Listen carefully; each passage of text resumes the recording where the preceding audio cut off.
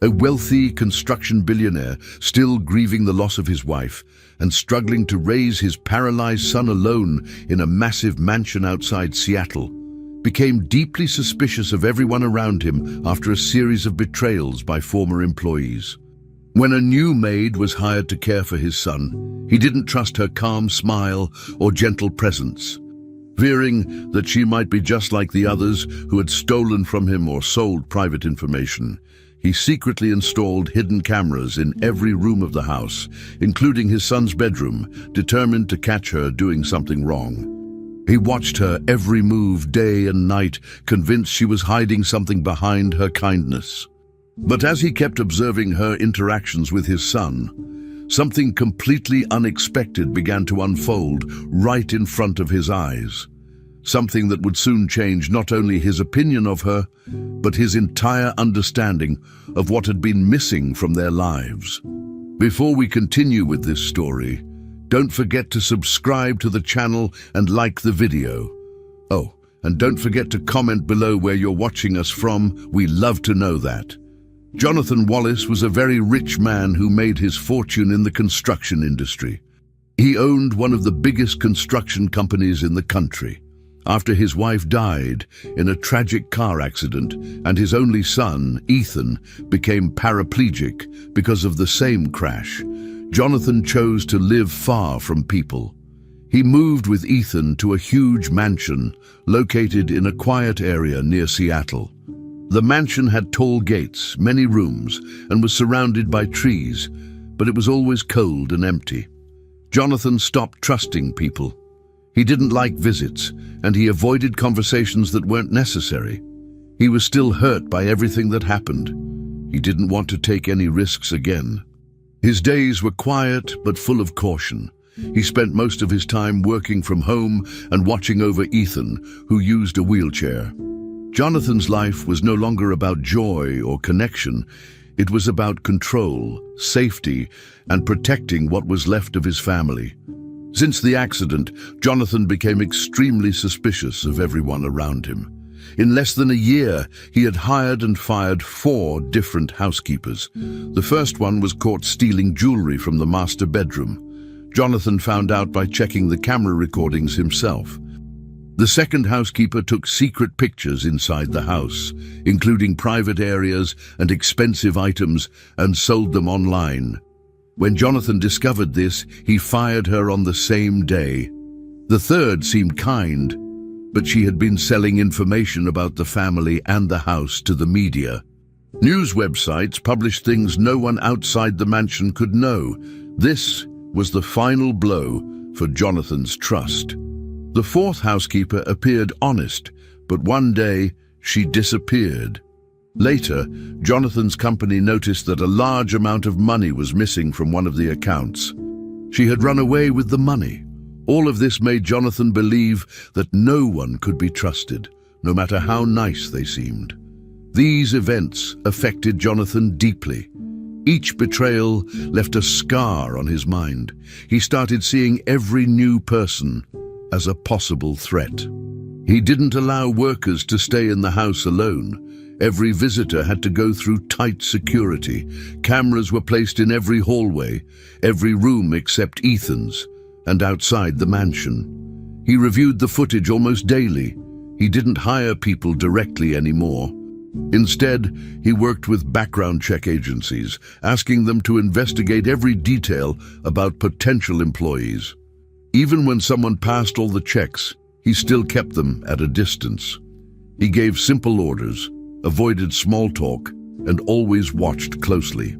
At night, he double-checked the locks and alarm systems before going to bed. His fear of being betrayed again was stronger than any desire for friendship or connection. The walls of the mansion weren't just physical, they were emotional barriers.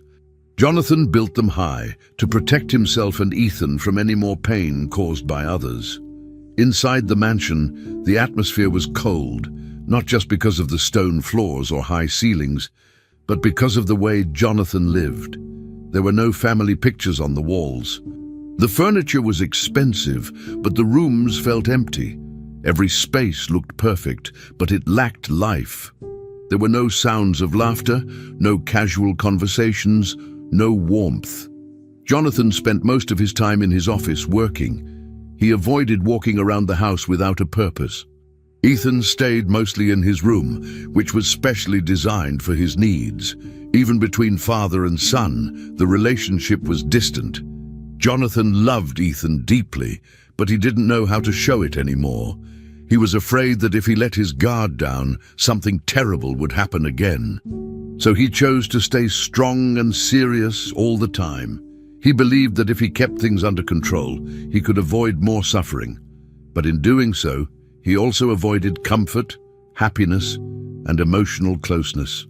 Ethan felt the weight of the silence around him. Even though he had everything a child could ask for, electronics, books, games, and a room adapted for his wheelchair, he missed the feeling of being part of a real family. He remembered when his mother was alive and how different everything was. The house they lived in back then was smaller, but it was filled with life. Now everything was perfect on the outside, but empty inside. Ethan often looked at his father with sadness. He knew Jonathan loved him, but the way his father kept pushing people away made the loneliness worse. Sometimes, Ethan tried to talk about it, but Jonathan would change the subject. He didn't want to appear weak. He believed that focusing on protection was more important than emotional talks. Ethan missed having someone to talk to freely. He missed being hugged without reason. In a house full of luxury, the thing that was missing the most was connection, and both father and son felt it, silently. Over time, Jonathan's way of living became his only way. He was surrounded by cameras, locked doors, and detailed background checks. He rarely left the property and avoided contact with outsiders. He didn't go to parties or events anymore. Business meetings happened online. The only people allowed near Ethan were doctors and therapists, and even they were watched carefully. Jonathan was not trying to be cruel. He was scared. After so many betrayals, he decided that it was better to live in fear than to live in pain again. The mansion, with its cold walls and silent rooms, was a reflection of that fear. It showed how one man, after losing too much, chose control over trust, isolation over connection. Jonathan believed he was doing the right thing, that this way he was keeping Ethan safe, but in truth, he was just building more distance between them. The mansion stood still, holding both their lives, as the days passed with no change, only silence and caution. One morning, a young woman named Grace Miller arrived at the Wallace mansion. She'd been sent by a professional agency to work as a caregiver for Ethan, Jonathan Wallace's son. Grace came from a modest background. She didn't wear fancy clothes or carry expensive items. Her expression was calm, and her voice was soft. She stood at the door, holding a small bag, waiting to be let in.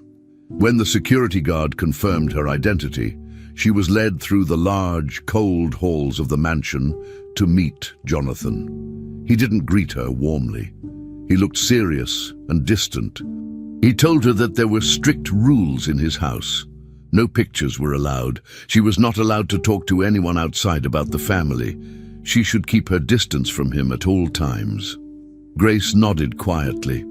She listened without asking questions. After the short conversation, she was taken to Ethan's room to begin her work. The house felt cold and unfriendly, but she didn't complain. At first, Grace did her job carefully and quietly. She didn't ask anything personal. She followed all the instructions and moved around the house only when needed. The mansion was big, but the atmosphere was heavy. Everyone walked with caution. The other workers didn't speak much. Grace noticed how quiet Ethan was when she entered his room. He didn't greet her. He just looked at her without emotion. Still, Grace smiled and introduced herself in a gentle way. She didn't push him to talk. Instead, she began helping with small tasks. She adjusted his blanket, helped him get comfortable in his chair, and offered to read him a story. At first, He said no, but she kept coming every day, speaking softly and showing care in simple actions. She brought storybooks and tried singing old songs that children used to like. Slowly, Ethan began to respond. He started to listen. Sometimes he looked at her longer. Eventually, he smiled for the first time in a long while. As days passed, Ethan's behavior began to change. He started waiting for Grace in the mornings. When she entered the room, he greeted her with a quiet, "Hi." He listened to her stories and even asked questions. Grace never forced any activity on him. She simply gave him choices, and he began to choose more often. She suggested easy games they could play together, and Ethan agreed. She also sang songs from his childhood that his mother used to sing. That made Ethan remember good moments from the past. Grace noticed these small reactions and used them to connect with him more. She was always kind, never too loud or too serious. The other workers in the house noticed the change in Ethan. They were surprised by how much more cheerful he seemed. Some of them had been there for months and never saw him like that. Grace had brought a new energy into the house, but not everyone saw her actions in a positive way. Jonathan watched everything from a distance. He didn't miss a single detail. While the other staff members started to appreciate Grace's work, Jonathan became more suspicious. He didn't trust changes that happened too fast. In his mind, kindness was often a trap. He believed people wore fake smiles to hide selfish goals. Grace's calm attitude and patience didn't reassure him. They made him uncomfortable. He told the security team to check all the cameras more often. He asked for detailed reports about Grace's movements, behavior, and time spent with Ethan. He read every report and watched parts of the video footage himself. If she spent more than a few minutes talking to other staff members, he wanted to know why.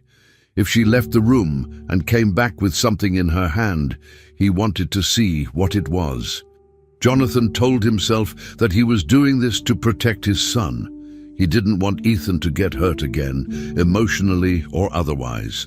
Even though Grace did nothing wrong, Jonathan continued to believe she had something to hide. He remembered all the other people who had fooled him in the past. They had also smiled. They had also pretended to be honest. He couldn't allow another person to get close and then betray them. So he kept watching her. He also avoided her completely. He never spoke to her again after the first day. If she passed by in a hallway, he looked the other way. If she asked something through a staff member, he gave short, direct answers. He didn't want to know about her background, her personal story, or her reasons for taking the job. In Jonathan's mind, knowing someone made you weak, and being weak opened the door for disappointment. But no matter how much he tried to avoid her, he couldn't ignore the fact that Ethan was laughing again. That alone made him unsure of what to think. Still, he chose to stay on guard. Grace continued her work the same way every day. She stayed calm, even though she felt the coldness from Jonathan. She could feel that she was being watched, but she didn't let that stop her. She focused on Ethan, helping him grow stronger emotionally. Her presence brought lightness to his routine. She didn't ask about Jonathan or the past. She didn't push to be accepted. She just did her work with care and dedication. Ethan looked happier. He spoke more. He even asked to go outside in his wheelchair, something he hadn't done in months. The staff admired Grace for her calm strength, but Jonathan didn't let his guard down. He told himself it was just a matter of time until she made a mistake. He believed she was just like the others, pretending until she got what she wanted. He was ready to catch her. So even as Grace helped bring smiles back to the house, Jonathan kept his eyes open, sure that she would try to deceive him too. That week, Jonathan decided to take a step further in monitoring Grace. He had already been watching her through the regular cameras, but now he wanted more. He didn't want to rely only on what others told him or what basic security footage showed. So he hired a private team to install hidden cameras all around the house. These weren't the usual visible cameras in corners. These were small, well-placed devices hidden in shelves, lamps, and behind decorative objects. He wanted full coverage. The living room, the kitchen, every hallway, and even Ethan's bedroom. Jonathan told the technicians to be discreet. No one should know about this, not even the house staff. His goal was to catch Grace doing something wrong before it was too late. He didn't trust her kindness, her smile, or the way she acted with Ethan. He believed it was all a performance. He told himself he was just being smart, collecting proof before betrayal happened again, like it always had before. After the cameras were installed, Jonathan began checking the video feeds constantly. He linked them to his phone and tablet so he could watch from anywhere. Every night, after everyone had gone to sleep, he stayed awake in his office, watching the footage alone. He looked for anything strange. A secret phone call, a hidden message, an item going missing, or a conversation between Grace and another worker. He expected to find something wrong eventually. He watched hours of recordings, but nothing suspicious came up. Grace didn't sneak around. She didn't touch anything she shouldn't. She followed her routine every day. She helped Ethan in the morning, cleaned his room, read to him, and played games. At night, she folded his clothes and stayed by his side until he fell asleep. She didn't complain, didn't gossip, didn't cross any boundaries. Jonathan saw all of it, but still refused to believe it was real. He convinced himself she was just waiting for the perfect moment to strike. As he kept watching, something began to change. Jonathan found himself focusing not on catching Grace, but on her way of being with Ethan. Her actions weren't forced. She seemed truly present. She laughed when Ethan told jokes, even simple ones. She listened carefully when he spoke. She sang softly when he was tired, always picking calm, familiar songs. Sometimes she sat on the floor with him just to play a board game. Jonathan saw Ethan laughing, really laughing, and it made him stop and think. It had been months, maybe longer, since he had seen his son smile like that. Grace wasn't doing anything wrong. In fact, she was doing everything right, but even this made Jonathan uncomfortable. It was easier for him to believe she was faking, because if she was truly kind, then maybe he was the one doing something wrong by doubting her. Still, he kept watching every day. The cameras had been placed to catch lies, but all he was seeing was honesty. One afternoon, Jonathan checked the camera feed from his phone while sitting alone in his office. The footage showed Grace and Ethan in the boy's bedroom. Ethan was in his wheelchair, and Grace was helping him do some light arm exercises. She encouraged him gently, saying he was getting stronger. Then something unexpected happened. Ethan placed his hands on the sides of the chair and pushed down with all his strength. Slowly, shakily, he began to lift his body. He didn't stand completely, but his legs moved slightly. Grace didn't panic or stop him. She supported him by the shoulders and told him to go at his own pace. Ethan laughed, surprised at what he managed to do. He looked proud. From his office, Jonathan watched everything in silence. His hand lowered the phone to his lap, but his eyes stayed wide. He hadn't expected this. It wasn't just progress. It was a moment of pure courage from his son and support from someone he didn't fully trust. Jonathan stayed still in his chair, staring at the paused screen on his phone. His thoughts were racing. He remembered all the doctors who said Ethan might never recover movement in his lower body. He thought about the many months of therapy and silence that had followed the accident. He had almost given up hope of seeing Ethan try something like that again, and yet there it was, caught on hidden camera, not during a session with a specialist, but during a quiet afternoon with Grace. Watching his son laugh after such an effort triggered something inside him. Jonathan felt something tightening in his chest. His throat became dry, and his eyes started to burn. He wiped his face quickly, but the tears kept coming. He wasn't used to crying anymore. He didn't even know what to call the emotion he felt. Was it guilt for suspecting Grace? Was it pride in Ethan? Or was it something else, something more difficult to explain? He couldn't say. For the first time in years, Jonathan felt something stronger than suspicion. He had spent so long expecting the worst that he didn't know how to deal with something good. Grace hadn't lied. She hadn't stolen anything. She hadn't crossed the line. All she had done was care, truly care, for Ethan. And maybe, just maybe, that was what Ethan had needed all along. Jonathan looked at the phone screen again. Ethan's smile was still there, frozen in the paused video. Grace's hands were steady on his back, offering support without control.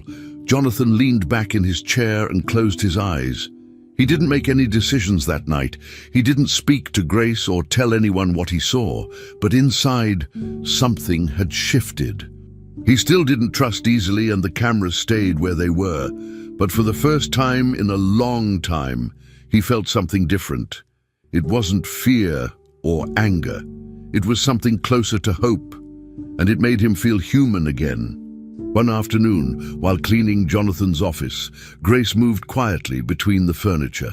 The room was large, filled with books, old documents, and several framed photographs on the shelves. She dusted each item carefully, trying not to disturb anything important. As she wiped a corner of the desk, she noticed a small picture frame lying face down. She picked it up gently and looked at it. It was an old family portrait.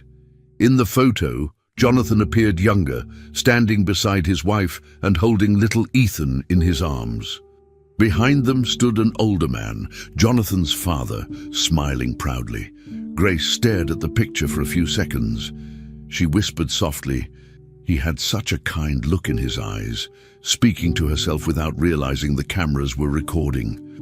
After that, she put the frame back in its place and continued her work, unaware that those few words would soon change everything in the house and in Jonathan's mind. That night, Jonathan sat alone in his office, checking the recordings from the hidden cameras, as he usually did. He liked to review everything before going to bed, convinced that one day he would catch Grace doing something suspicious. As he scrolled through the video files, he noticed the clip of her cleaning his office.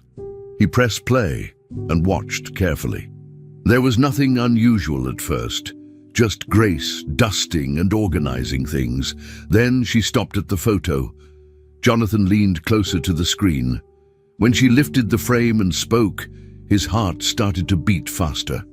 He turned the volume up and heard her say the words clearly. He had such a kind look in his eyes. Jonathan froze. How could she know that? Why would she say something like that? The thought began to bother him. He rewound the video several times, trying to understand her tone. To him, it didn't sound casual. It sounded personal, like someone remembering a person they had met before.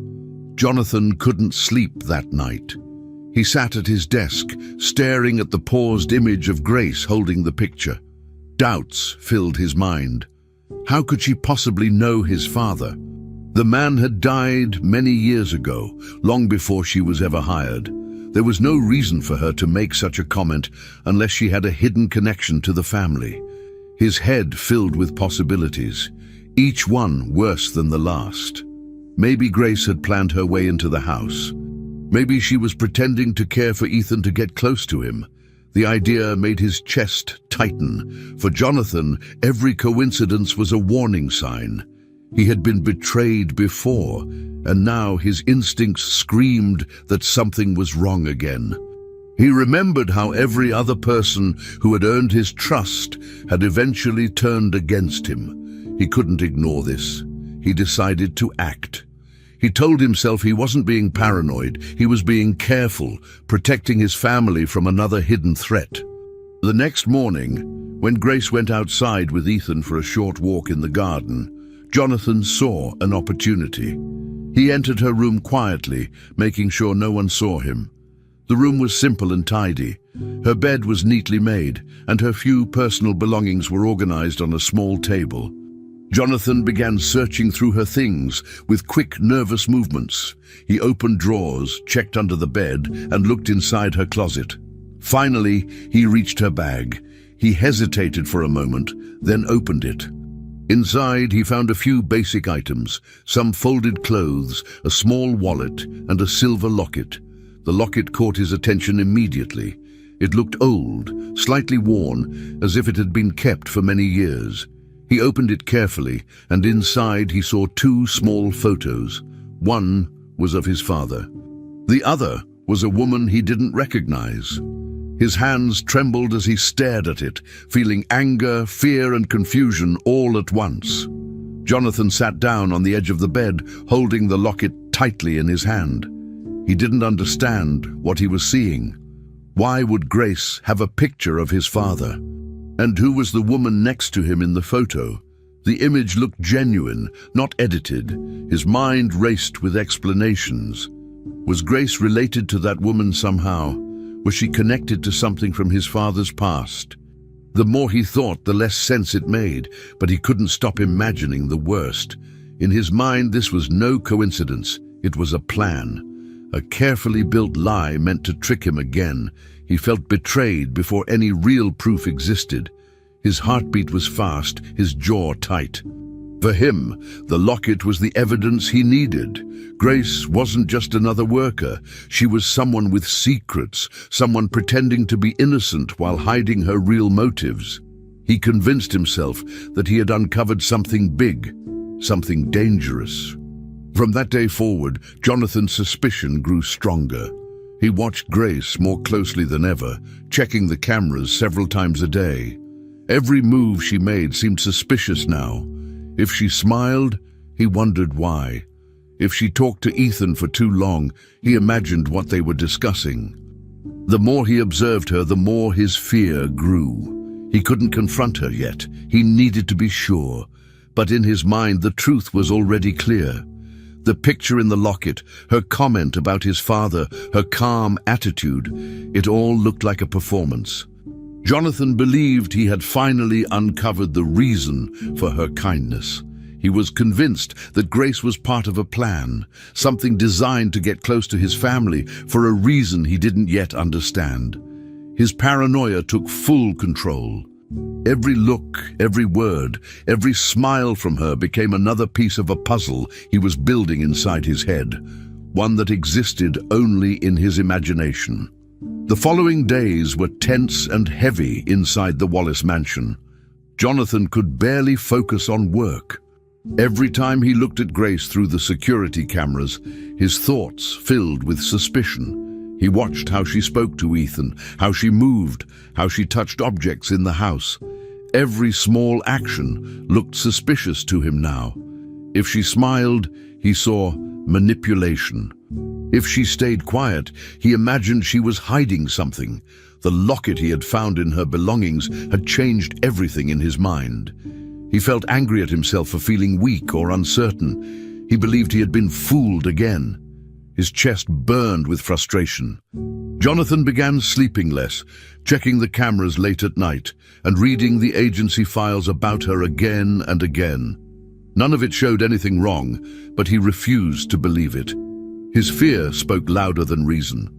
Finally, when he couldn't stand the tension anymore, he decided to call Grace into his office and confront her directly. When Grace entered the office, she looked calm, but a little confused. Jonathan stood behind his desk, his arms crossed, his face hard and serious. She greeted him politely, but he didn't respond. The silence lasted several seconds before he spoke. His tone was sharp and cold. He asked her if she had been hiding something, if she had known his father before working there, and if she had been sent by someone to spy on him. Grace didn't understand what he meant. She shook her head and said softly that she didn't know his father, that she had never done anything wrong. But Jonathan didn't believe her. He raised his voice, accusing her of lying and pretending to care about Ethan just to get close to the family. Grace tried to explain, but he interrupted her again and again. His anger grew stronger with each word. He told her he knew people like her, people who acted innocent to hide their true intentions. Grace's face turned pale. She had never seen Jonathan like that before. His voice was full of anger, but she could also sense fear behind it. She didn't shout back. She just stood there, trying to defend herself calmly. She said she loved taking care of Ethan and that she would never do anything to hurt him. Jonathan didn't listen. He slammed his hand on the desk and told her to stop pretending. He said he didn't want liars in his house. Grace's eyes filled with tears. She told him she didn't understand what he was accusing her of, but she would leave if that was what he wanted. Jonathan, trying to hide his emotions, said that was exactly what he wanted, for her to pack her things and go immediately. Grace nodded, wiping her tears, and walked toward the door. Before leaving, she turned around and said in a quiet, trembling voice that he was making a mistake. Then she left without another word, leaving the office in silence. When Ethan found out what had happened, he couldn't stop crying. He begged his father to bring Grace back. He said she hadn't done anything wrong and that she was the only one who made him feel happy again. But Jonathan stayed firm, pretending not to care. He said she wasn't who they thought she was, that she had lied about something important. Ethan shouted that it wasn't true. He told his father that Grace was good, that she was kind, and that she helped him believe in himself again. His words cut deep into Jonathan's heart, but he didn't let it show. He ordered the driver to take Grace to the city and remove her from the staff list immediately. Ethan wheeled himself to his room and locked the door, crying alone. Jonathan stood in the hallway, feeling something heavy inside him, but he convinced himself that he had done the right thing, that he was only protecting his family from being hurt again. That night, after the house had gone quiet, Jonathan sat in his office, unable to sleep. The silence felt unbearable. For some reason, he opened the folder containing all the footage from the cameras. He told himself it would help him confirm his decision. He wanted to see something, anything, that proved Grace wasn't who she claimed to be. He started reviewing the recordings, one by one. Hours passed as he watched her daily routine, cleaning, helping Ethan, preparing meals, organizing his desk. There was nothing wrong. She didn't talk to strangers, didn't make suspicious calls, didn't act out of line. Then one video caught his attention. It was from Ethan's bedroom, recorded earlier that week. Jonathan pressed play and watched as Grace tucked Ethan into bed. She kissed the boy's forehead and said softly, "You're going to walk again, I promise." Her voice was warm and honest. Jonathan's throat tightened. He paused the video, staring at her kind expression frozen on the screen. At that moment, everything inside him broke. He covered his face with his hands, trying to hold back the tears, but they came anyway. He had spent years living in fear, seeing enemies everywhere, and now he realized what he had done. He hadn't been protecting Ethan. He had been pushing away the only person who truly cared. Grace wasn't a threat. She was a good woman who had brought light back into their lives. And he had destroyed it because he couldn't trust anyone anymore. The guilt hit him hard. He remembered the way she looked when she left, the tears in her eyes, and the pain in Ethan's voice when he begged for her to stay. Jonathan stayed up all night, watching the same video over and over again. The words, "You're going to walk again, I promise," echoed in his mind. For the first time in many years, he didn't feel anger or suspicion. He only felt regret, deep, painful regret, and a kind of sadness he couldn't escape. 2 days after being fired, Grace returned to the Wallace mansion. She was not alone. A police officer stood beside her as she waited at the gate. She had contacted the local station to report that she had been wrongly accused and unfairly dismissed. Her goal was simple: to prove her innocence. She wanted a chance to explain her side and clear her name. The officer was there only to supervise and take notes in case the situation got worse. Jonathan was informed by security that Grace was outside with a cop. He didn't look surprised. With a cold and distant tone, he allowed her to come in, but only to speak. He didn't welcome her or offer a seat. He stood straight behind his desk, arms crossed, looking at her with no expression. Grace stayed calm. Her face looked tired, but her voice was firm. She repeated that she had done nothing wrong and that she deserved to be heard. Jonathan kept his eyes locked on her. Without wasting time, Jonathan showed her the same two things he had used to build his accusations: the hidden camera footage where she commented on his father's photo, and the silver locket he had found in her bag. He replayed the video and then held the locket up, convinced this was the proof of her dishonesty.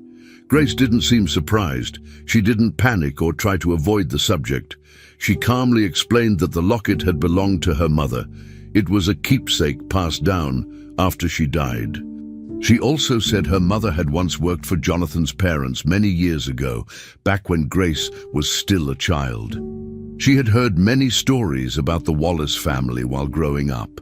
That's why she recognized his father and said what she said. It wasn't a secret, and it wasn't planned. It was simply part of her past. But to Jonathan, the story felt like another lie built to sound honest. The police officer listened and took notes while the two spoke. Grace tried to remain respectful, even as she defended herself. She said she had never intended to deceive anyone, and that her only goal had been to care for Ethan with kindness and respect. Jonathan didn't argue or shout this time. He let her speak, but his expression didn't change. He nodded once, as if to say he had heard enough. Then he told the officer that the matter was internal and no crime had taken place, just a misunderstanding between employer and employee. He said she was free to go, but wasn't welcome in the house anymore. Grace stood there quietly, clearly hurt, but said nothing more. The officer closed his notepad and motioned to leave. Grace took one last look around the house, then walked out with the same calm she had shown when she arrived. Jonathan stayed behind, telling himself again that he had done what was necessary, even if it didn't feel right anymore. The news didn't stay quiet for long. That same week, a local newspaper reported that Grace Miller, a caregiver, had been removed from a wealthy family's home under suspicion of dishonesty. The article didn't go into details, but it was enough to damage her reputation. Another family who had already shown interest in hiring her changed their mind after seeing the news. Grace received a short message from the agency saying they could no longer recommend her for future jobs. Just like that, she was left without work, without references, and without support. She didn't tell anyone what had really happened. She didn't try to defend herself in public. She stayed in her small apartment, avoiding calls and ignoring the newspaper articles. The silver locket remained with her, the only piece of her mother's past she had left. She placed it carefully in a drawer and didn't open it again. The pain of being wrongly accused and humiliated stayed with her in silence. Back at the mansion, the atmosphere grew darker. Ethan noticed her absence more and more each day. At first, he asked about her, hoping she would return soon. When no one gave him a real answer, he became quieter. He stopped smiling. He refused to go outside. He didn't want to play or read. He barely spoke to anyone. Jonathan thought it would pass, that Ethan just needed time. But things only got worse. Ethan began refusing food. He pushed his meals away or simply ignored them. The nurses tried everything, but nothing worked. He didn't want television, games, or books. When they spoke to him, he just repeated Grace's name, sometimes in tears. "Where's Grace?" he asked over and over again. No one could answer. Jonathan watched helplessly. He didn't know what to do. Every time he saw Ethan suffer, the weight in his chest grew heavier. He had wanted to protect his son, but now all he saw was pain, and he was the one who caused it. Ethan's sadness affected the entire house. Staff members whispered in hallways, unsure of what had really happened between Jonathan and Grace. Everyone saw the change in Ethan. Everyone saw the mistake, except Jonathan, who still refused to admit it out loud. At night, he sat alone again, looking through camera recordings he had already watched many times. But now, He didn't look for evidence of lies. He looked for the moments he had missed, the moments of care and love that had been in front of him the whole time. He watched Grace smile at Ethan, laugh with him, hold his hand, and whisper kind words. He saw her patience, her gentleness, her quiet strength. He remembered the look on her face when she left, and the pain in Ethan's voice as he cried for her. The recordings didn't show a criminal. They showed someone who had truly cared, but it was too late. Grace was gone, Ethan was heartbroken, and Jonathan was left alone, facing the damage his fear had caused. A few days after Grace had been removed from the mansion, Jonathan received a call from the private detective he had hired weeks before. The man said the investigation was finally complete and that he had prepared a full report. Jonathan asked him to come to the house right away. He didn't show emotion over the phone, but inside, he felt uneasy. When the detective arrived, he handed Jonathan a thick folder. He said everything inside had been double-checked and confirmed. Jonathan took it without saying much and sat down in his office to read. He didn't call anyone, didn't ask for coffee, didn't even turn on the lights. He sat alone, flipping through the pages one by one. The first part of the report focused on Grace's background. It clearly showed that Grace hadn't lied. Her mother, Margaret Miller, had worked for Jonathan's parents many years ago as their housekeeper. She had stayed with them for more than 5 years and left only after falling seriously ill. The report included old employment records, letters of recommendation, and even photos of Margaret standing beside the Wallace family at holiday events. Jonathan stared at the documents for a long time. He recognized the handwriting on one of the thank you notes. It belonged to his father. His heart sank as he read the message. To Margaret, for your loyalty and kindness, you will always have a place in this family. Attached to the note was a black and white picture of his father handing Margaret a small gift. Jonathan looked closer. It was the same silver locket he had found in Grace's bag. He now realized it had not been a secret gift or part of some hidden plan. It was a symbol of appreciation from a man who had trusted people, something Jonathan had forgotten how to do. His father had respected Margaret, and now her daughter had been wrongly accused, mistreated, and thrown out of the same house her mother once cared for. As Jonathan continued reading, the next part of the report brought an even deeper shock. It focused on Grace's professional history. The detective had gone through hospital records and testimonies. One section detailed the day Laura Wallace, Jonathan's wife, had passed away during emergency surgery. Grace had been working at the hospital that night as part of the nursing team. There was a note attached to the file, written by another nurse who had been on duty at the time. According to the note, before Laura went into surgery, she had spoken to Grace. Knowing the risks of the operation, Laura had taken a moment to speak to someone who showed her kindness. In that short conversation, she asked Grace if something happened to her to watch over Ethan. She said Grace reminded her of someone trustworthy. The hospital report confirmed the time, the names, and even had a signed document from Laura confirming her request. Jonathan's hands shook as he read those final words from his wife. For a few minutes he sat still, holding the report tightly. His breathing became heavy, and he didn't blink. His mind tried to make sense of everything. The woman he had thrown out, humiliated, and accused of betrayal was the same woman his wife had trusted with their son. Grace hadn't forced her way into their lives.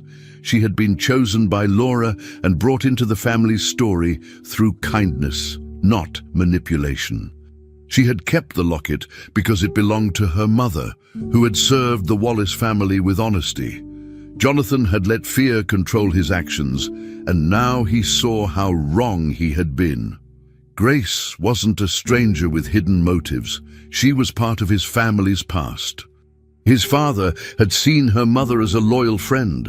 His wife had seen her as a light in a moment of fear. But Jonathan had only seen shadows, and now he couldn't undo what had already been done. The guilt hit him hard. It wasn't just shame. It was the weight of everything he had destroyed.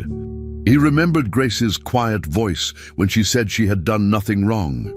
He remembered her holding Ethan's hand, playing with him, making him smile after months of sadness. He thought about the moment she had walked out of the mansion without fighting, without yelling, even though she had every reason to. She had carried the memory of her mother, honored his father, respected his wife's final wish, and still treated Ethan with love. And in return, Jonathan had doubted her, judged her, and thrown her out like a criminal. Now, all of that was clear, but it was too late. Grace was gone. Ethan was sick with sadness, barely eating, refusing to speak. The house was colder than ever.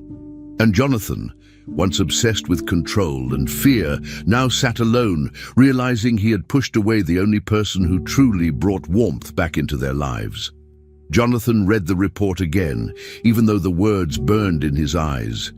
Every page was a reminder of his mistake. He had asked the detective to find the truth, but when it arrived, it wasn't what he had expected. The truth didn't prove that Grace was dangerous. It proved that Jonathan was. Dangerous in his fear, in his silence, in the way he treated others like enemies before giving them a chance. He thought about calling the agency, the newspapers, or maybe even the hospital to explain everything, to tell the truth. But none of that would change what Grace had been through.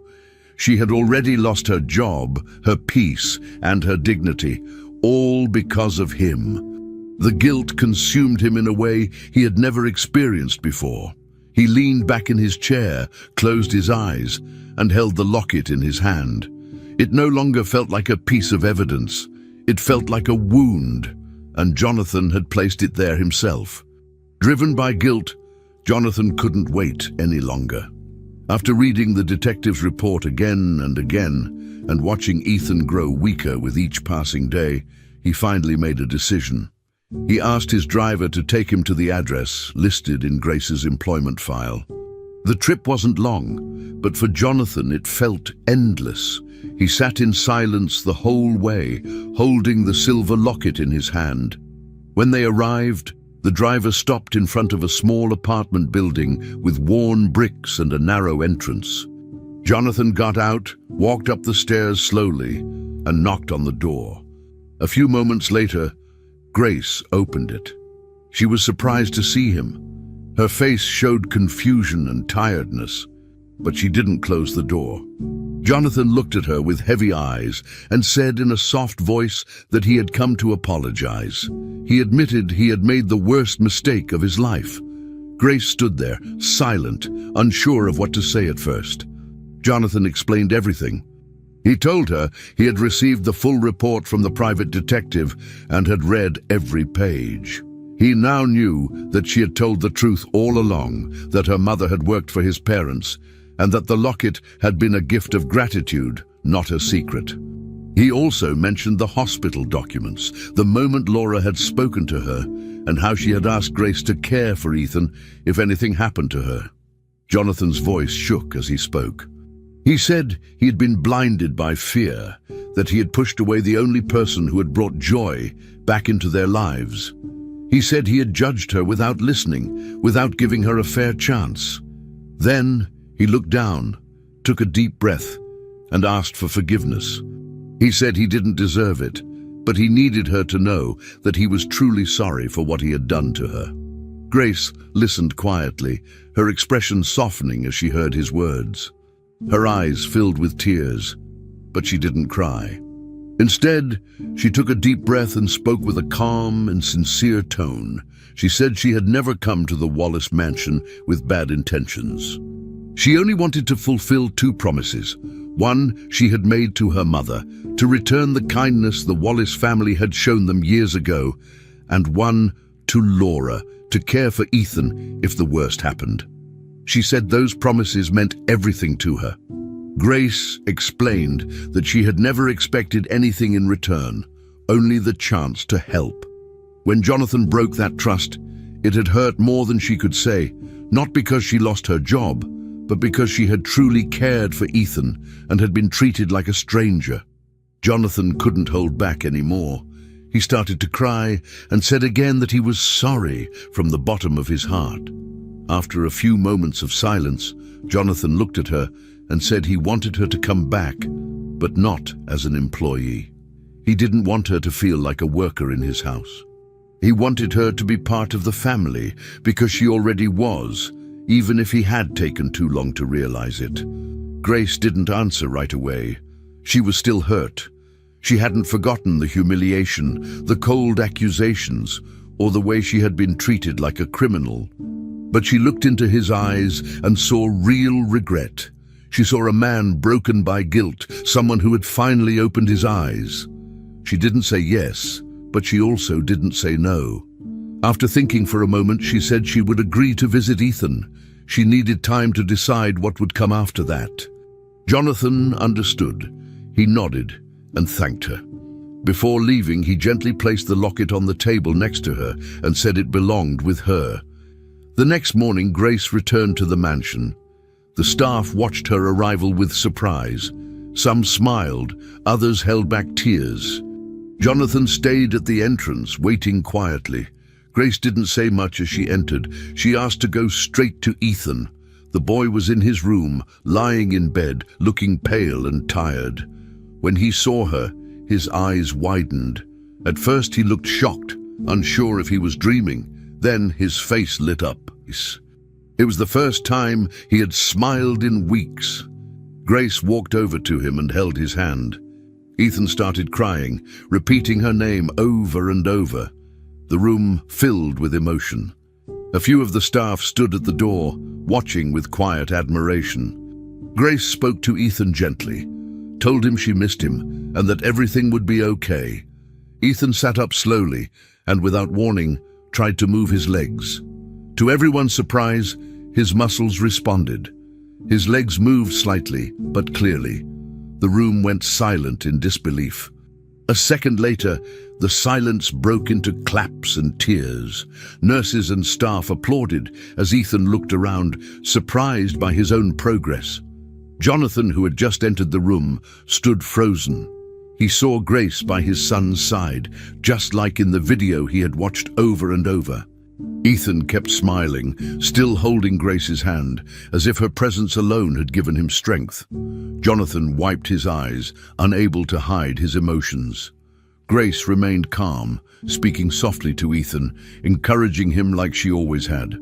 No one said anything about the past. In that moment, it didn't matter. What mattered was that Ethan had smiled, had moved, and had found hope again. And it had happened not through medicine or therapy, but through love, presence, and trust. Jonathan finally understood what he had almost destroyed. He stepped closer, placed his hand on Grace's shoulder and whispered, "Thank you." For the first time, the mansion felt warm again, and everyone in that room felt it too. That afternoon, Jonathan made a decision that he knew would change everything. He asked for all the employees to gather in the main hall of the mansion. It was rare for him to call a meeting like this, so everyone came quickly, confused but curious.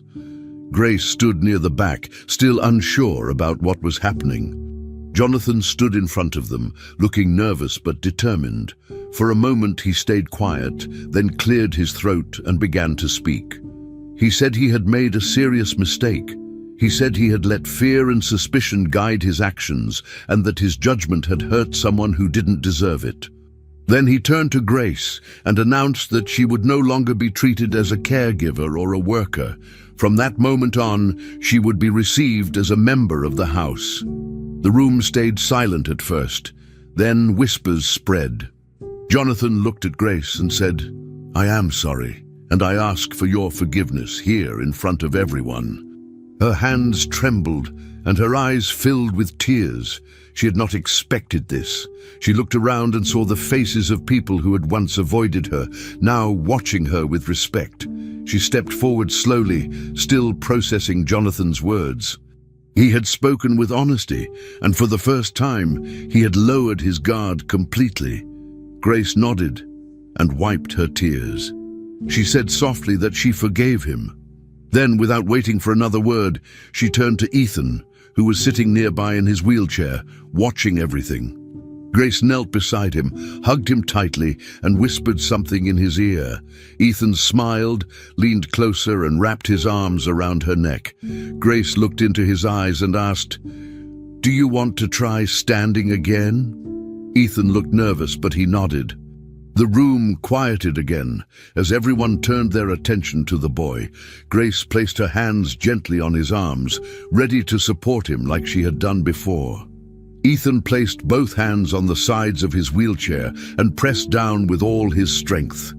His face showed how hard he was trying.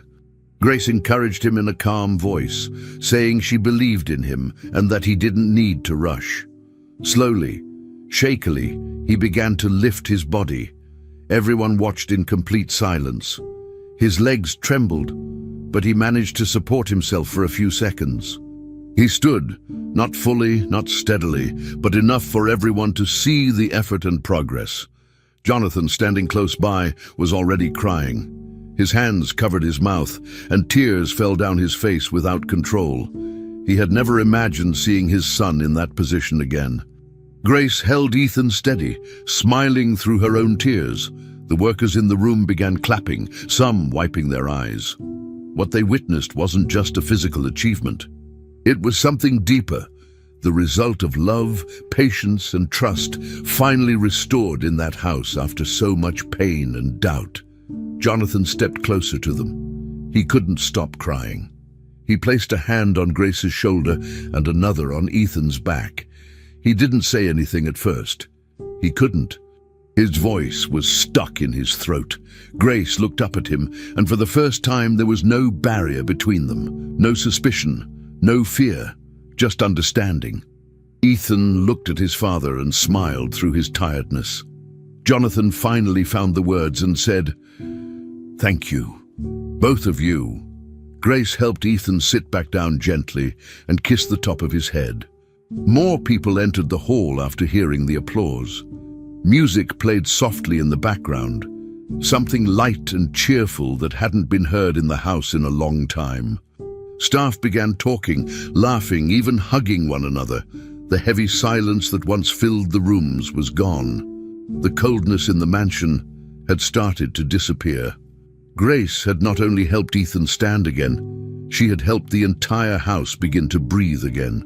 The same cameras that once followed her every move now captured something different. There were no longer hidden motives, no scenes of control or suspicion. Instead, the footage showed joy, emotion, and unity. One camera caught Ethan smiling while Grace adjusted his wheelchair. Another captured Jonathan wiping his tears and laughing softly as he looked at them. Even the workers, who had once stayed quiet and distant, were now talking freely, helping prepare food and sharing memories from better times. Grace moved among them not as a stranger, but as someone respected. Jonathan no longer checked the footage to find faults. In fact, he didn't care about the cameras anymore. What mattered now was the feeling in the air, the sense that things were finally changing. It wasn't about perfection. It was about healing. And for the first time in years, the Wallace mansion wasn't a place of fear and isolation. It was becoming a home again, thanks to someone who had once been pushed away unfairly. In the middle of it all, Jonathan stepped back and looked around the hall. He took in the smiles, the music, and the lightness that filled the space. He realized how far they had come. Not just Ethan, but himself. He had spent years building walls, living in fear, shutting everyone out. And now, the person he had doubted the most was the one who had helped bring everything back to life.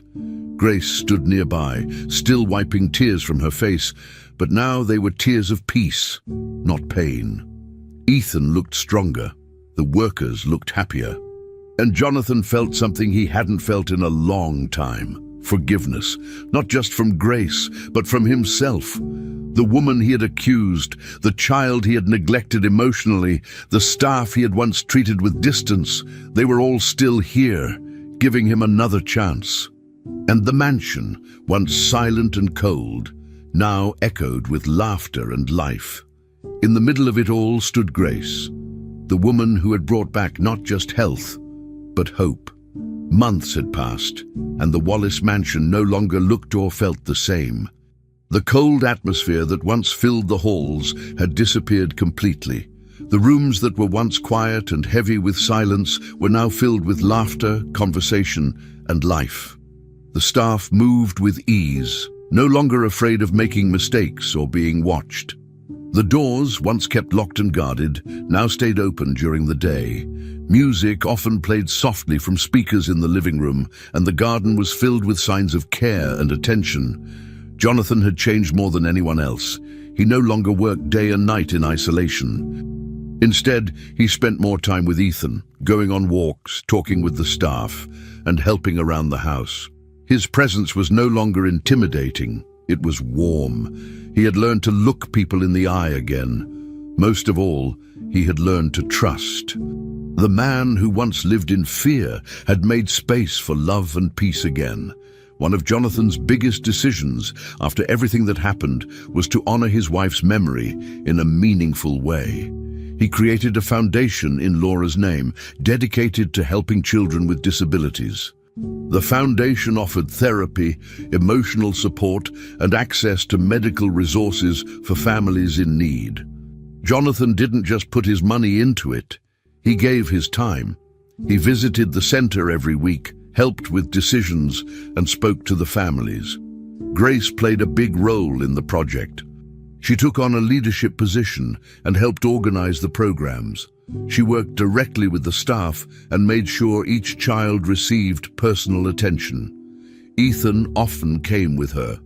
At first, he used a walker, but over time, his steps became stronger and more confident. The children at the foundation looked up to him, and he gave them hope. Seeing him walk, even with effort, inspired others. For Jonathan, the foundation was more than a project. It was a second chance to do good, this time with open eyes and an open heart. Inside the mansion, one special item was placed in the main living room for everyone to see. The silver locket that once caused confusion and pain was now framed and hung on the wall. A small plaque beneath it explained its meaning, a symbol of kindness that had passed from one generation to the next. Visitors often paused to look at it, asking about its story. Jonathan would explain that it belonged to a woman who served his family with loyalty and whose daughter brought healing when they needed it most. The locket wasn't just decoration, it was a reminder. It reminded everyone in the house of the importance of gratitude, humility, and forgiveness. It also reminded them how wrong judgments can be when made in fear. Grace, who once held that locket close as her only connection to the past, now saw it celebrated for what it truly represented: love, sacrifice, and the quiet strength of people who choose to do what's right, even when no one is watching. The security system that once watched every corner of the house was no longer active. Jonathan had all the hidden cameras removed.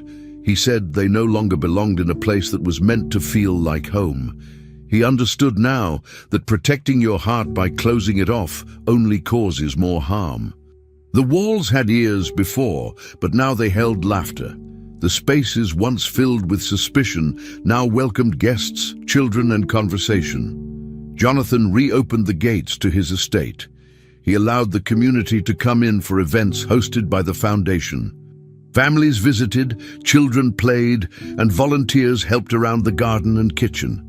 Grace became known to everyone, not as a former worker, but as a core part of the family. She was involved in everything, always patient and thoughtful. Her connection with Ethan remained strong, and her respect for Jonathan had grown as he changed into a better man. Their lives had shifted together, healed by truth and shaped by new beginnings. Ethan's progress continued with each passing week. He still had moments of weakness, but his steps became more regular and steady. With support and therapy, he began walking longer distances. The staff celebrated every milestone with him. Grace stood beside him during each session, encouraging him without pressure. Jonathan watched with pride, always nearby. The relationship between father and son had grown stronger. They spent time reading, playing games, and talking about things they never used to discuss. For the first time in years, Ethan felt heard and seen. He smiled more often. He invited friends to visit. His room, once quiet and filled with medical equipment, was now colorful and full of life. The house itself had become something new, a place of support and joy. Grace's presence had changed everything, and no one questioned her place there anymore. She was no longer a visitor, a caregiver, or a temporary guest. She was part of the family, not just in title, but in every daily action and shared moment. The Wallace mansion had been many things: a fortress, a place of fear, a house filled with silence, but now it was a true home. Grace had helped rebuild not only Ethan's strength, but also Jonathan's ability to feel, trust, and forgive. The past had left deep scars, but it had also opened the door for redemption. The house, once cold and guarded, was now full of love. The laughter of children echoed in the halls, meals were shared around a full table, and music played not to cover silence, but to celebrate life. The silver locket, once hidden in a drawer, now told a story of second chances. Grace had become more than a symbol. She was the heart of it all. Jonathan, now free from fear, welcomed people into his life again. He no longer hid behind walls or cameras. He had let go of the past and embraced what truly mattered. And in that house, hope had finally come home to stay. Finally, we've reached the end of this story. I'm extremely happy that you've made it this far. Thank you very much for watching. Comment below what you thought and what was the best or worst part. Don't forget to subscribe. Until next time.